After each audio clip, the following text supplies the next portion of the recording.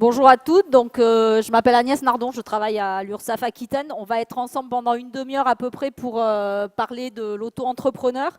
Ce que je vais faire, c'est que je vais essayer de vous présenter très rapidement et de façon générale le dispositif. Et puis on laissera un petit temps pour les questions. Et si on n'a pas le temps de tout voir ensemble dans cette salle, vous pourrez nous rejoindre sur le stand. Déjà pour avoir un guide qui reprendra à peu près tout ce que vous aurez à l'écran, donc prenez pas trop de notes, vous embêtez pas avec ça.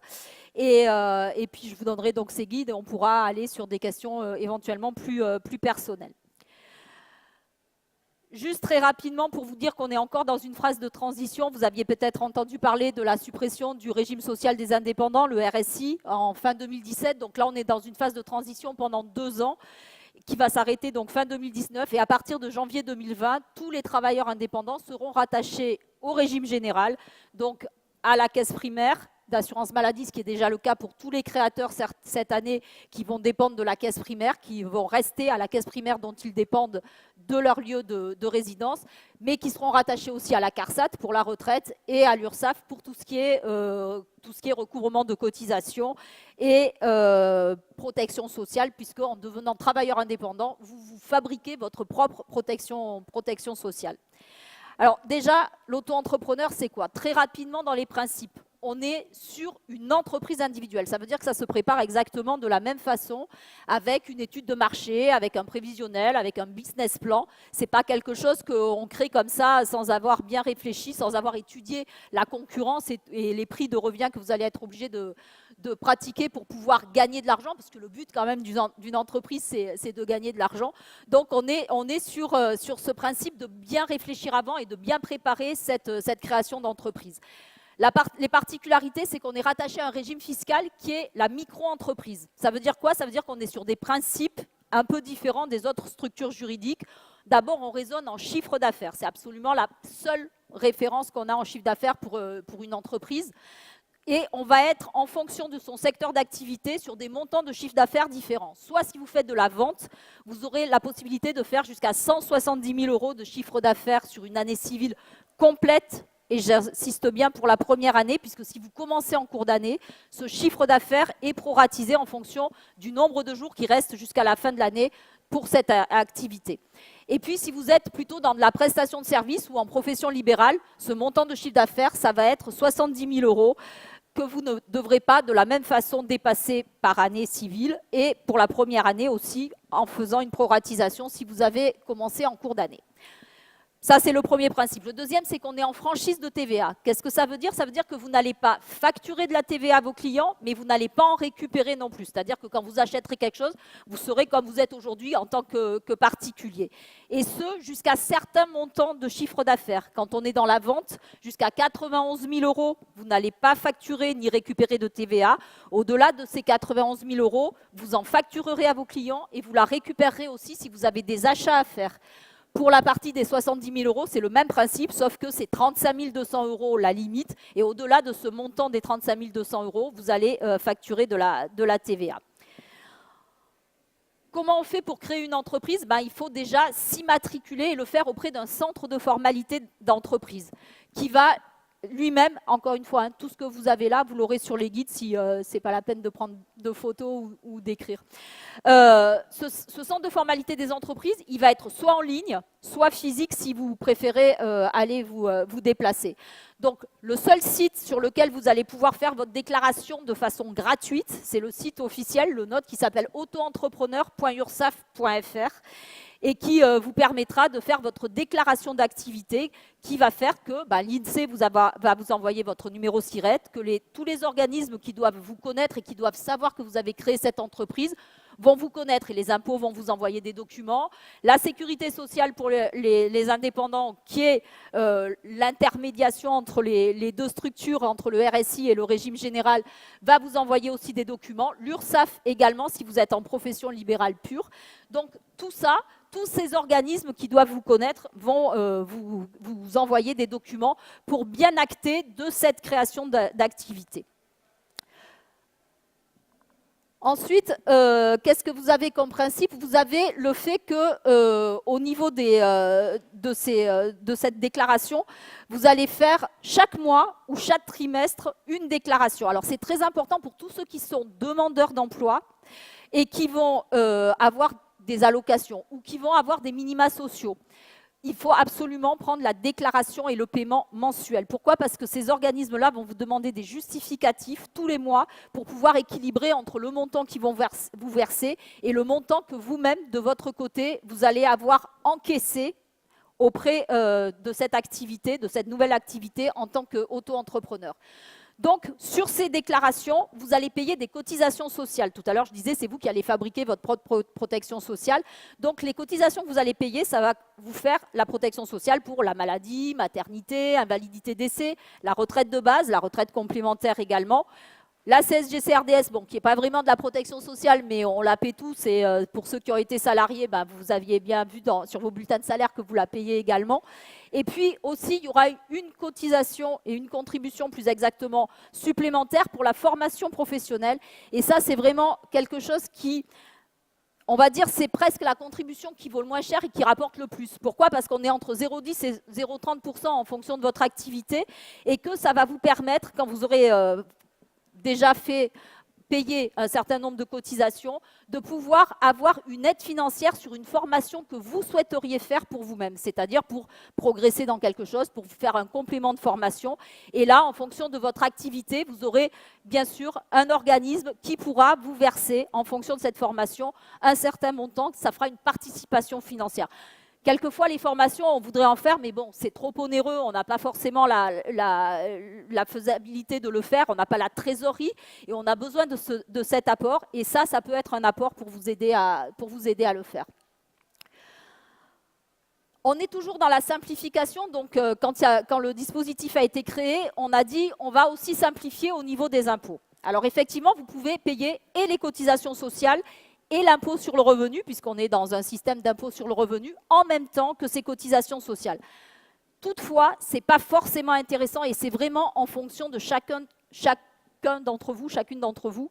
Et il faut absolument aller faire des simulations sur le site impôt.gouv.fr pour savoir s'il est plus intéressant pour vous de payer de l'impôt sur le revenu en fonction de votre activité de 1, 1,7 ou 2,2% à chaque fois que vous allez payer, même si on se dit ouais, c'est pas beaucoup comme pourcentage, mais quelquefois c'est beaucoup plus que si on l'avait réintégré normalement dans son revenu fiscal du foyer.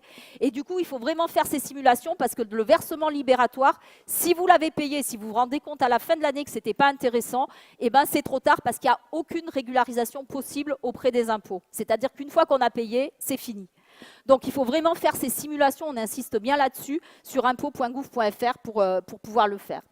Et puis, à partir de la deuxième année de votre activité, là aussi en fonction de votre chiffre d'affaires, mais aussi en fonction de l'endroit où vous habitez et en fonction de certains pourcentages, vous allez avoir ce qu'on appelle la contribution foncière des entreprises à payer. On va dire, en gros, c'est un peu comme la taxe d'habitation.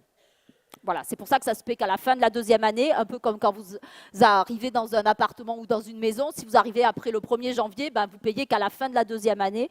Et ben là, c'est le même principe, sachant que la nouveauté, c'est que si vous faites moins de 5 000 € de chiffre d'affaires, vous ne paierez pas cette contribution foncière des entreprises et qu'après, il faut vous renseigner auprès de votre commune, de votre communauté de communes, de votre intercommunalité, de votre métropole, de ce que vous voulez, pour savoir qu'est-ce qui a été décidé par les conseils pour le montant de cette contribution foncière des entreprises de base.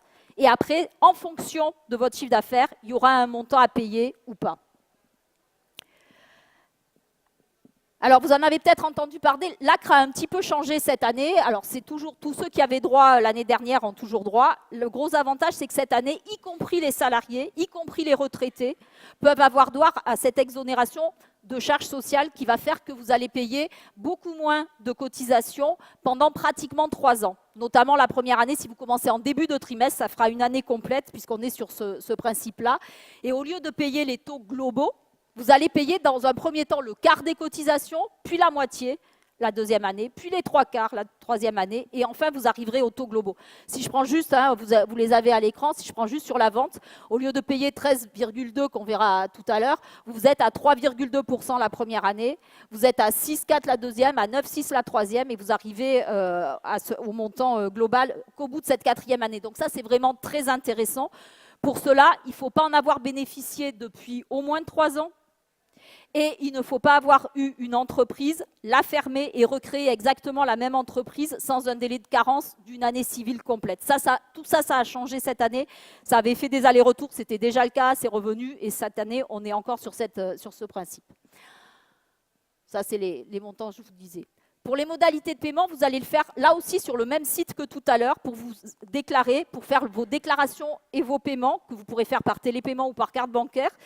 Et à partir de là, vous pourrez le faire soit sur autoentrepreneur.ursaf.fr, soit sur l'appli mobile qu'on a mis aussi en ligne, qui s'appelle Auto-entrepreneur Ursaf, qui vous permettra en plus d'avoir vos justificatifs directement pour les envoyer à Pôle emploi ou à la CAF si vous avez besoin d'envoyer des justificatifs de déclaration. Y compris si votre chiffre d'affaires est à 0, vous devez faire une déclaration, notamment pour ces organismes-là.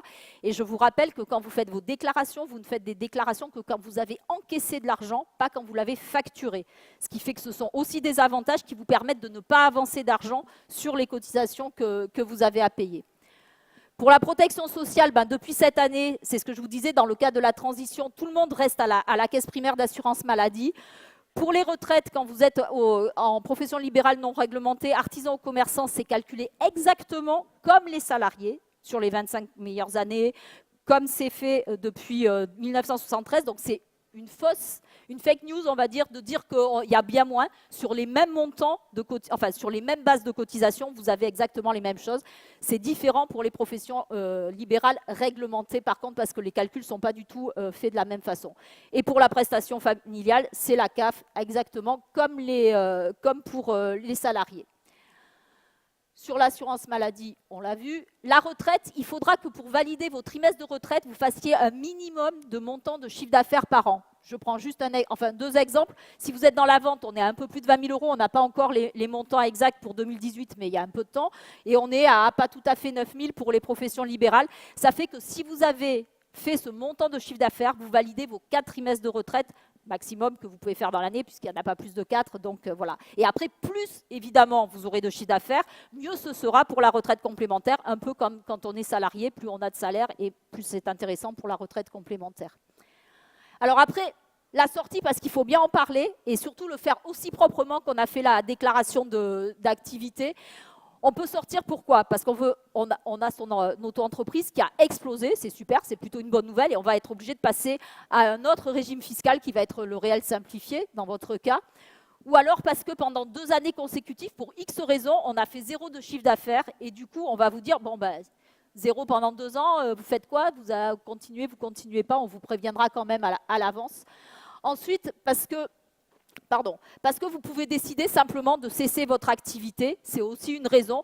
Dans ce cas-là, il faudra revenir sur le site pour faire une cessation d'activité et que, comme au départ, tous les organismes ont été prévenus de la création, il faut que tous les organismes soient prévenus de la radiation pour que votre dossier soit clair. Et notamment, si un jour vous décidez de recréer quelque chose, ça vous permettra de pouvoir le faire dans de bonnes conditions.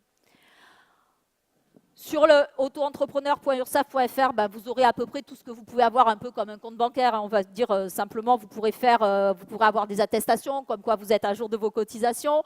Vous pourrez avoir des attestations pour votre formation professionnelle ou alors pour prouver à vos fournisseurs ou à vos prestataires, ou si vous répondez à des offres de marché public, pour pouvoir dire que vous êtes bien créé, que vous êtes bien à jour de vos cotisations. Vous pourrez échanger avec nous si vous avez des questions.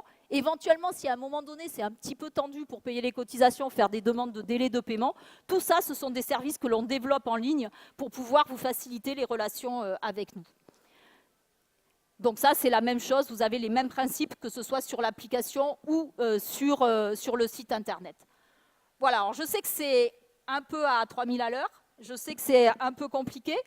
J'écoute vos questions et après, on ira sur le stand si vous avez d'autres questions. Il y a quelqu'un qui passe.